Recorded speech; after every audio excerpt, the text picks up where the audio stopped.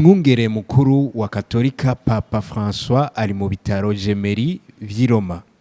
Nk'uko bimenyeshwa na Vatican kuri uyu w'Imana igenekerezo rya 4 Mukakaro 2021, Papa François asanzwe ari umwungere w'ishengero rya Katolika yarinjiye ibitaro vy'i Gemelli i Roma, aho yagiye gukorwa canke ico twokwita operation mu mara. Nubwo ku munsi w'Imana Papa yabonekanye mu gisabisho citwa Regina Coeli, itangazo rivuga ko mu mpera y'umuhingamo yinjiye ibitaro.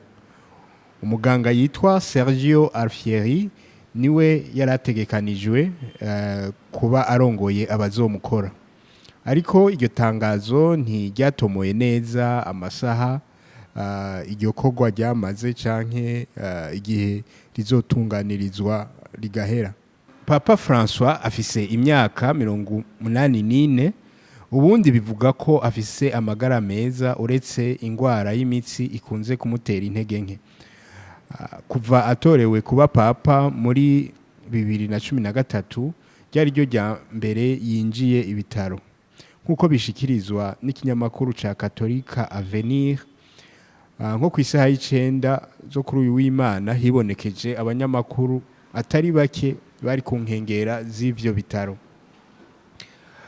Umukuru w'igihugu c'Ubutaliyano Sergio Mattarella akaba yararungitse ubutumwa bwo gutera intege Papa, aho yagize ati: "Abataliyano twese turakurungikiye ubutumwa n'ivyiyumviro vyiza vyo kugutera intege." Abakirisu benshi bo ku mpande z'isi baranditse nabo ubutumwa bwo gushigikira Papa, aho hari umwe yagize ati: "Turasenga ngo Mutima Mweranda ayobore ukuboko kuza gukora Papa." Ariko aganira n'umumenyeshamakuru wo mu gihugu ca Argentina mu mwaka wa 2009, Papa François yagize ati: "Ntabwo ntinya urupfu."